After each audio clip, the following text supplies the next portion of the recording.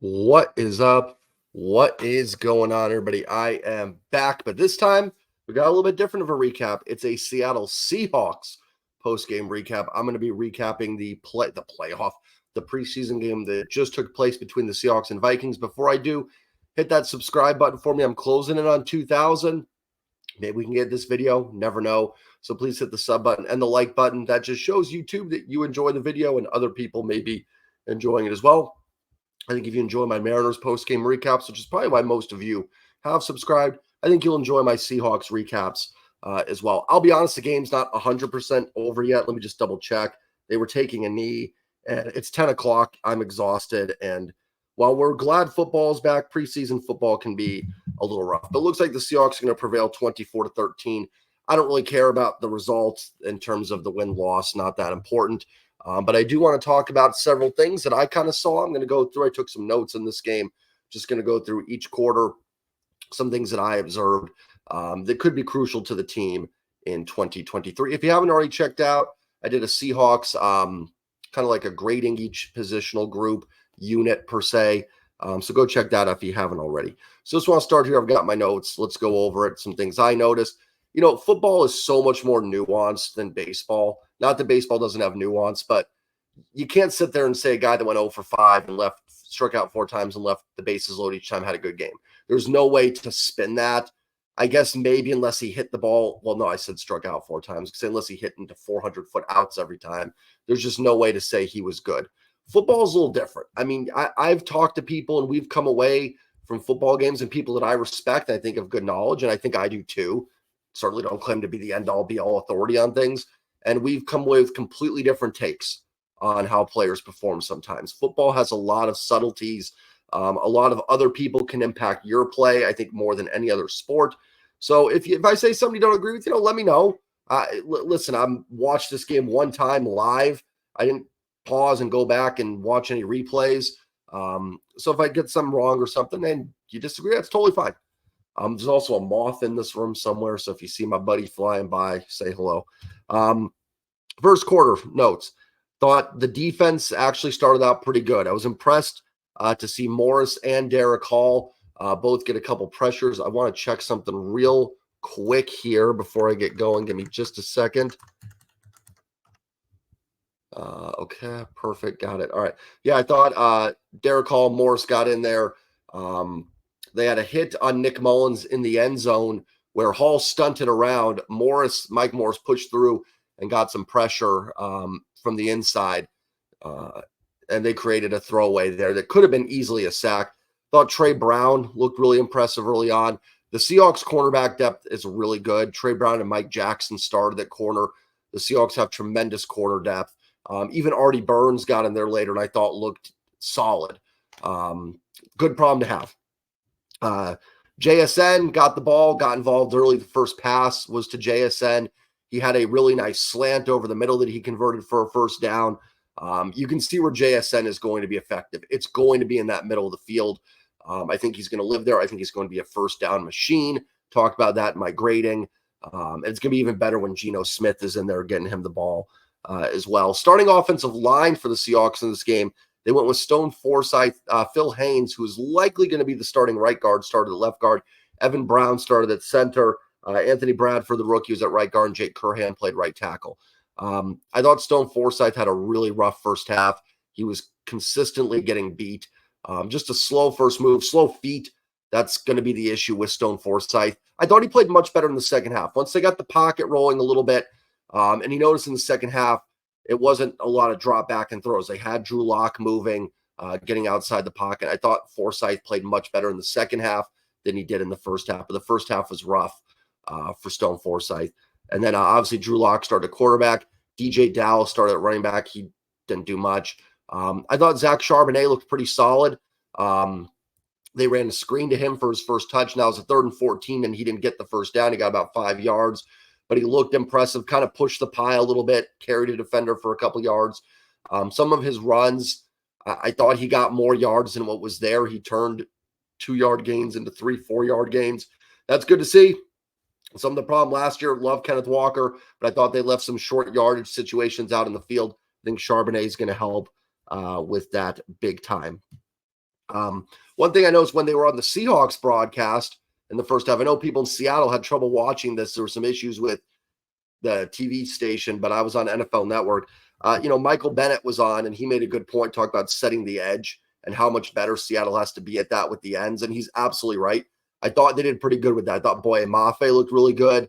I thought he looked the best setting the edge for those runs, to those outside runs that have killed the Seahawks before. And when this team was in its peak in the heyday, the LOB days, man, they snuffed out those runs. They just had too much speed. You couldn't do that. I didn't see much from Derek Hall there, although he may have done a good job at it, just to get a chance to really see him. I thought Boye Mafe did a real nice job. Mafe flashed. Derek Hall had 2 quarterback hits. He had a roughing the passer. I talked about the one quarterback hit where he ran the stunt and hit Mullins right as he was kind of throwing it. He had another one that was, I guess, by the law of the land, was a penalty because he put his weight on Mullins, but it wasn't a dirty hit or anything. I thought it was clean. It was a good, solid hit. Thought Derek Hall was really impressive. I thought Mike Morris flashed as well. Now, I don't know. I may have to go back and watch. I don't know if Morris got flushed out on some plays either, but he did flash at least a little bit in my eyes. Talking about the 2 key hits. Trey Brown had a kick return.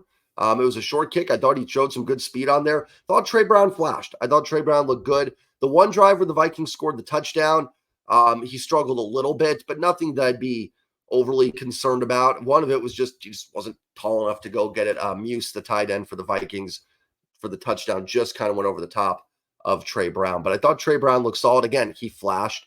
I thought Kobe Bryant at safety looked okay. He had some big hits. One big hit they picked up the penalty on. Looked pretty good there. We'll see if he sticks there. It'll be interesting what they do at nickel for sure. They can always slide him down, but I thought Kobe Bryant looked all right. Again, flashed. That's what you look for the preseason. Guys you notice, guys that stand out for sure. There was a blitz the Seahawks ran. I want to say it was at the end of the first quarter, beginning of the second quarter, which they really did a bad job at.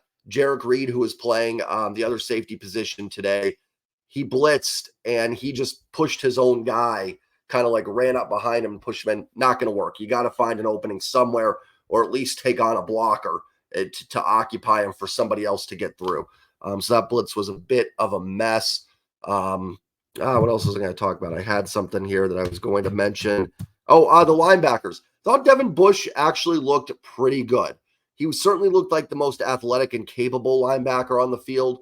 John Radigan, I thought, missed a lot of tackles. I was not super impressed. The inside linebacking depth isn't great. Vi Jones was out. Be interesting to see when he gets back healthy. I think he's their best option of these backups that can play. Hopefully Jordan Brooks can come off the pup soon and contribute. We know Bobby Wagner is going to be there.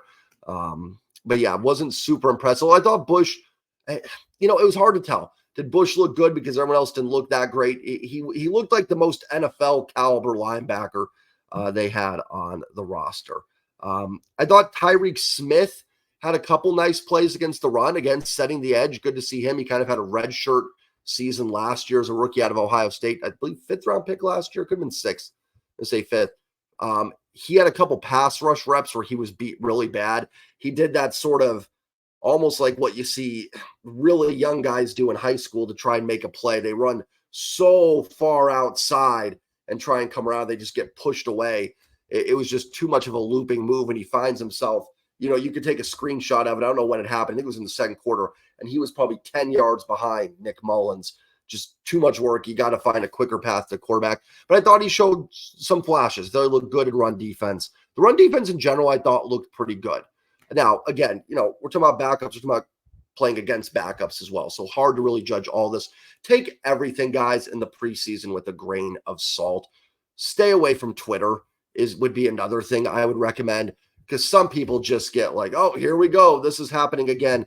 Guys, a lot of the guys that play tonight aren't even going to make the team. Now, everybody I've talked about will make this team, but take a deep breath as well. It's preseason. Teams are playing straight up base defenses. They're not giving away a lot in the preseason, not going to show their hand too much. It's about getting guys live action reps, seeing what some of the rookies and younger guys can do. So no matter what, take a deep breath in the preseason. That would be my biggest piece of advice. Doesn't mean we shouldn't get excited about some rookies and some second-year guys playing well. That's important. That is something we want to see. But for all the other stuff, just don't worry about it. Like I said, I've got the score down here, but I could not really care less what the final score of this game was. Let's see. Drew Lock in the second quarter, after a really rough first quarter, picked it up a little bit in the second quarter. He ended up having the touchdown pass to Aesop Winston Jr., which was a really nice throw over the middle from Lock. He found Jake Bobo on a play action, ended up hooking up with Bobo later on tight end. I'll talk about Bobo in a minute. I thought the offensive line really struggled in the first quarter. Forsyth was bad. I thought the interior of the offensive line was a little rough. I will say this too, before you just jump all in on the line, sometimes quarterbacks create pressures as well. Drew Lock, not the world's greatest pocket presence in the world, I'm telling you. So while, yes, I don't think the O-line was good, take a deep breath there as well, because Drew Lock's not exactly, I think, the greatest at sensing pressure, knowing where to step up, when to step up, and then making those good decisions with it. I didn't think Lock was bad tonight. I didn't. I thought he was okay. I thought he showed to be he looked like a guy that's a capable backup quarterback in this league. The interception he threw in the third quarter was a little bit rough.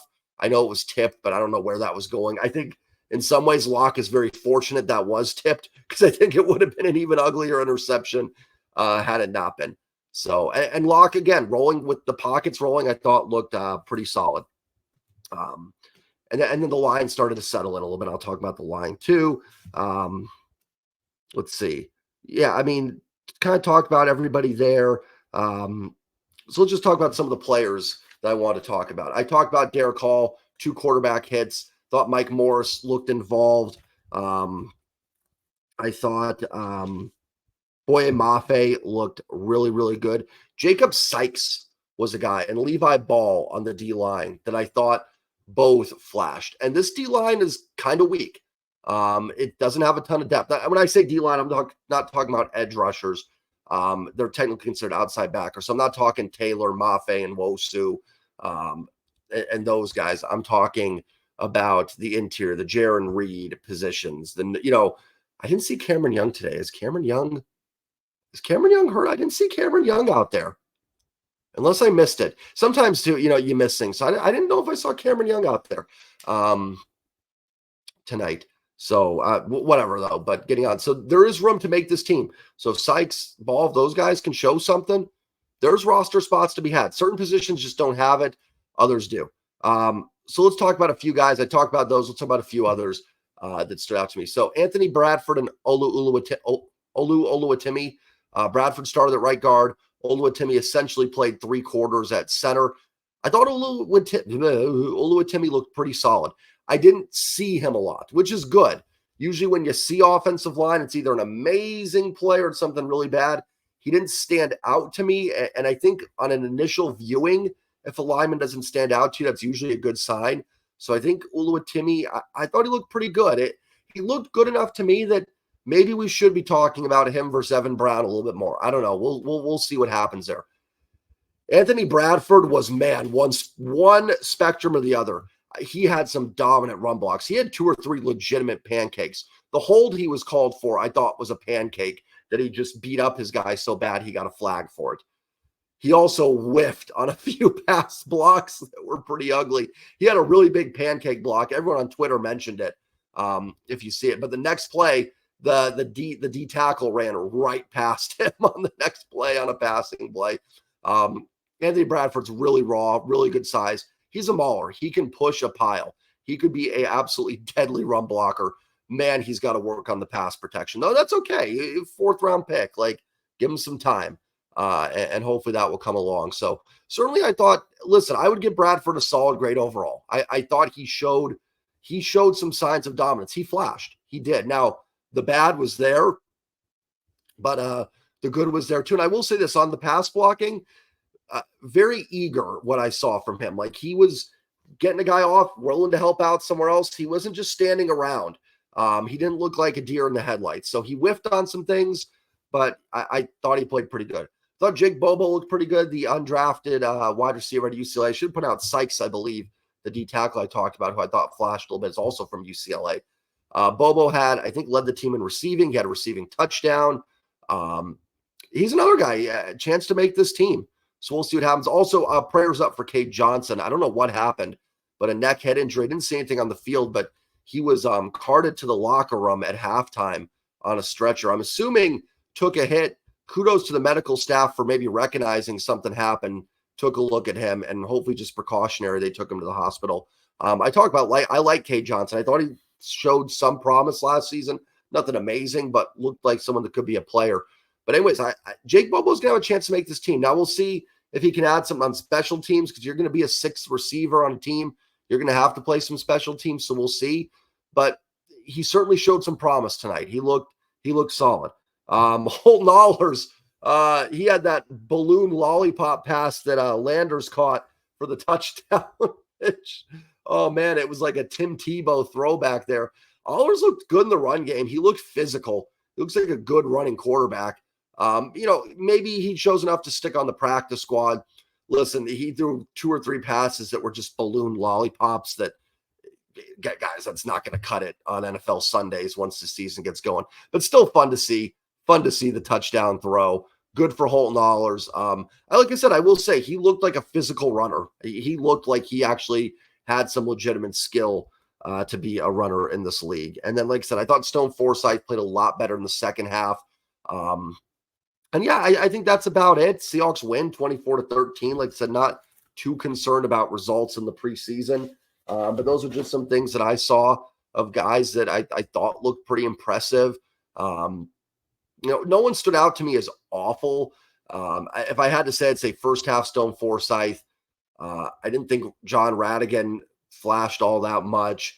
It was probably one of those ones you go back and watch and he wasn't as bad as initially thought. There was a couple missed tackles. I thought Trey Brown really flashed, but had some down moments too. He missed a couple open field tackles.